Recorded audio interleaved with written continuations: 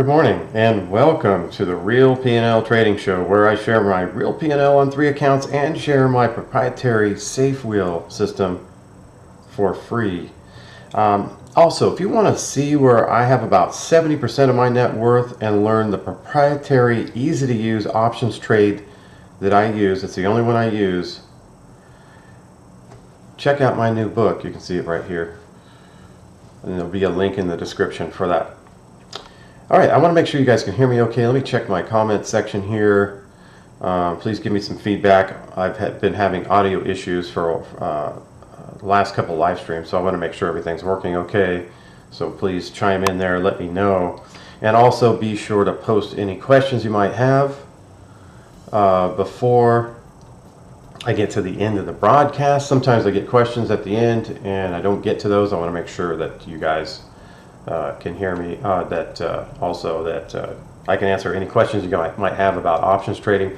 I've been trading options for 30 years. I've got a really good background on options. Any question you have, I pretty much probably have already asked myself that same question. Good. Okay, people are giving me feedback that the audio is good, video good. Great. Let's see. All right, let's talk about what's happened last week. I went with the earnings edge. I always talk about the earnings edge first. I traded TSM, and TSM's been bad for me this year. You can see TSM was down. Let's look at the spreadsheet. TSM down almost at $1,100, so that was a loss on my earnings edge trade. Let's take a look at the P&L. My account's been down. I have been, let's see here, net lick 86.20. So the account's been down the last couple of trades. 86.20. And what's SPY trading? SPY is trading at 582.70. 582.70, up quite a bit. Okay, you can see here how the earnings edge did in 2022. Vastly outperformed, did okay in 2023, and then 2024 I'm actually down now. I was up, but earnings edge is pretty volatile, so it is possible to have that drawdown or a couple losses in a row, which I've had, but it's still up 72% versus 22% of the S&P since I started trading it in the beginning of 2022. So again, earnings edge. Oh, and then my win rate's 56%. My average win 678, average loss 623. These are starting to kind of catch up with each other. I've decided to increase my profit target on the earnings edge and take a little more risk with it, because that seemed to be when it was actually making a little more money, rather than taking a little bit lower profit. I might raise my profit target a little bit, so sometimes I'm going to hold it all the way to the end and maybe possibly take a loss. But when I hit the winners, they're going to be bigger, so I'm going for bigger wins now, so my win rate's going to drop. That's what's happening, and I'm okay with that. All right, PL5 Pro variant, let's talk about that. I have my account, and I trade the PL5 Pro variant with using ES/ES, options on ES, because I can get a better commission rate, because the commission rate is super high with Thinkorswim, even though I really like Thinkorswim a lot. And we can see that my account value is 31,750. So let's see how that 31,750. 31,750. Okay, so you can see I'm outperforming since July 16, 2024. So you can see that I'm outperforming by over 2%, maybe 2.5%. And that's the goal of this particular account, is just to outperform the S&P. I'm going to draw down with the S&P. It's got some whatever the volatility of the S&P is, that's what the volatility of this one is. But I am going, so far outperforming the S&P, and that's the total goal here. With this particular account, it's got the PL5 Pro S&P variant, and that's what's going on with that account. Let's talk about the safe wheel. Safe wheel. Let me bring that up. What's going on with the safe wheel? Get into the correct account. Oh, 6034 is the amount in the account. 6034. Let's see how that's performing. Didn't really do anything last week, just pretty much breaking even. And you can see, wow, look at that, 20.68. So, all right, and this is 22.68. So the S&P is outperforming on a nominal basis, but on a risk-adjusted basis, the safe wheel's outperforming because I have about half to maybe 1/3 the drawdown. So because I have better risk-adjusted returns, I'm still outperforming. You can see how I outperformed in 2022. When the market's down, the safe wheel obviously does quite well. When the market goes up, it didn't look like it did do as well in 2023 and obviously in 2024. So in the bull markets, it's kind of underperforming, but whenever you get those sideways or bear markets, it looks like it's going to outperform. So if you like that type of system where you want to diversify, right, you could be long the S&P 500 and run the safe wheel. You know, it's a good diversification. So that's another way it can be used. So those are the results for the safe wheel. Let's actually trade the safe wheel, because I've traded the safe wheel on YouTube. Every trade except for the ones where I buy my long calls on Fridays, but every single trade I have made live. So let's talk about what I'm going to do next. I've got Pinterest, and I've got my put hedge, and I've got my hedge for my hedge. Okay, so that's why it's called the safe wheel, because it's like running the wheel, but it's a lot safer than the wheel because I've got hedges. So I have a hedge here. My question is, I have 3 questions. Number 1, am I long 200 shares? And if I am, has it paid off? Well, I'm not long 200 shares, so the answer is no. Second question, is the days in trade here under 100? Because then it depreciates too fast. The answer is no. And then the other final question is, this strike price, is it close enough to the actual price? Because it's got to be within 75%. So let's take a look and see where it lies. So we're at, let's go 30, well, let's do it like this. 24 divided by 34.16, 70%. So it barely makes it. If this was 69%, I would move this put up. I'd probably go to the 25 strike, but it's barely close enough. So I don't need to do anything with my put hedge. I've already got my long call that I bought on Friday. It has 4 days until it expires. I paid $5. That's just there just in case Pinterest just gets like a takeover bid or something and it goes to $100. I'll lose this whole hedge here, so I have it protected for $5. Alright, now that I have my hedges in place, what am I going to do? I'm going to run the traditional wheel, and I'm going to sell a put. So let me make sure. Got it. Okay, so I'm going to go in the nearest expiration cycle. My goal is to get at least 34 cents. Here's my puts. So I'm going to, and I want to get out of the money. So I'm going to be out of the money and get more than 34 cents, and that would be the $34 put. So I'm going to sell one of these. I'm going to do one because my account has between $5,000 and $10,000. So I do one option, and then I do 3 put hedges for every $5,000 in the account. So here I'm going to sell, collect another. Well, mid price is 47. Let's see if I can get that. This will be next week. 34 put and filled.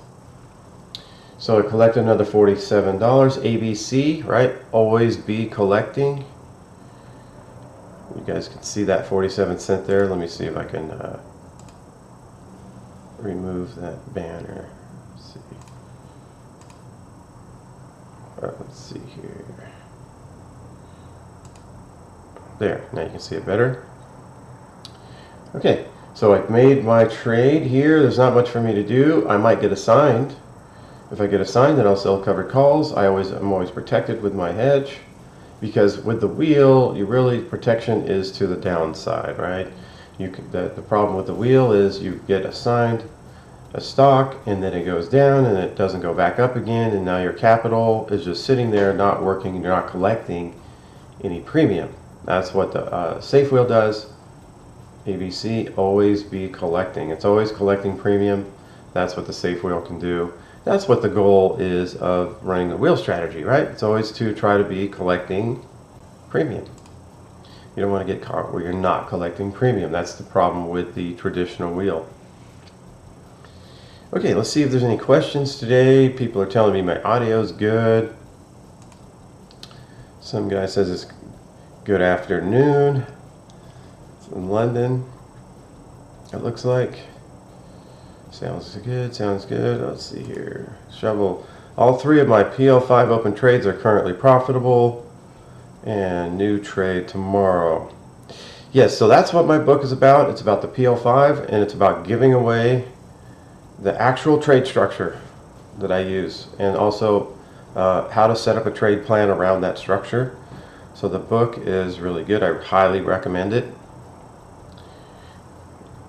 And the Shovel says that he has 3 open PL5 trades that are profitable.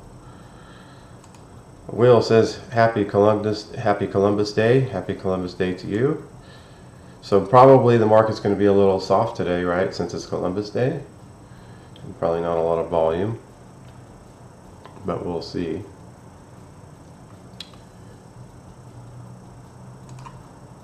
Some guy, can you share the updated EE spreadsheet? Sure.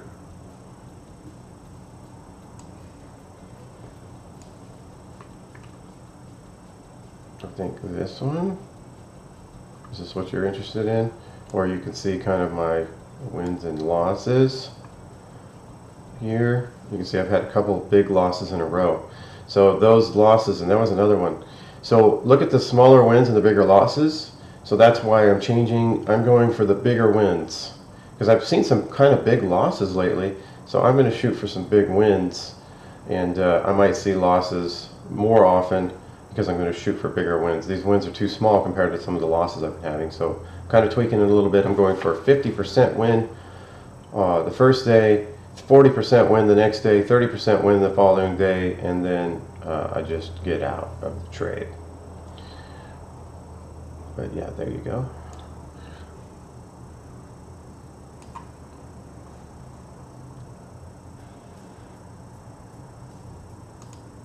With the trades list. Yes, I hope I gave that to you. Let me know if I did not. Will says, Carl, thanks for all the recent educational videos. Can you make a playlist for them when you're finished?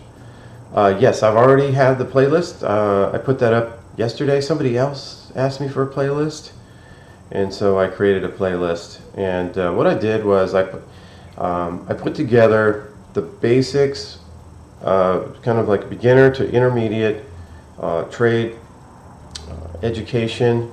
It's 15 videos. It's really well done. It took me months and months to put it together, and it's a great educational business set of videos. So I wanted to make my channel also somewhere where somebody could start from zero and learn and get up to speed, so they could eventually trade some of the trades that I'm talking about here, like the wheel or the earnings edge or the PL5.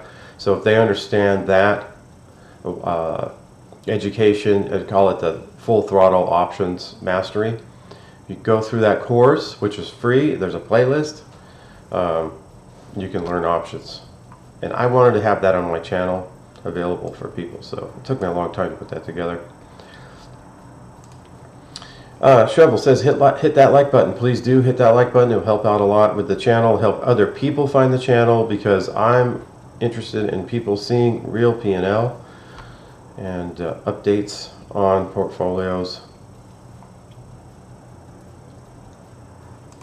Will says, I think Skyview has the best beginner's education videos to options, but yours does a bit more detail. Yeah, I'm not sure. They do have some stuff over there, but mine are more detailed. Like I said, they don't get into risk graphs. They don't get into some of the things that I feel are super important. Risk graphs are super important if you want to get to that next level. So if you want to stay like Skyview, they teach you stuff that once you learn what they have, you kind of stay at that level for me, I'm trying to teach you stuff so then you can get to the next level. So I think that's the difference. Will says, I think we're getting a lot of premium this week. Yeah, 47. That's pretty good. 47 bucks.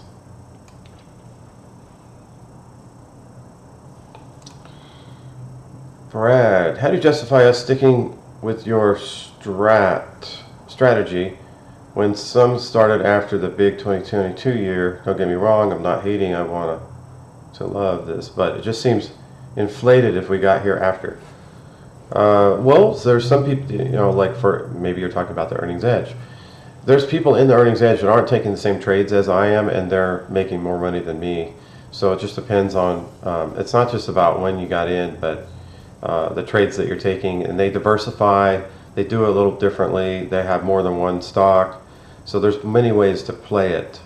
And then as far as the safe wheel, you could have been in a different stock other than pins and done quite well. So it just depends on when you get in. It's not, you're not really gonna, it's not as duplicatable.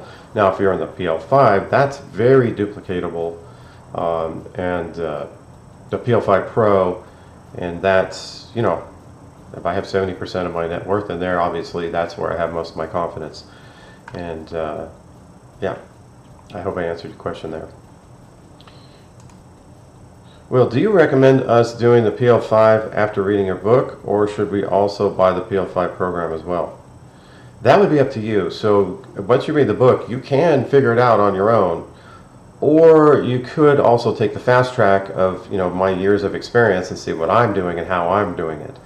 But you can run it on your own. It's either way, whatever you decide after reading the book.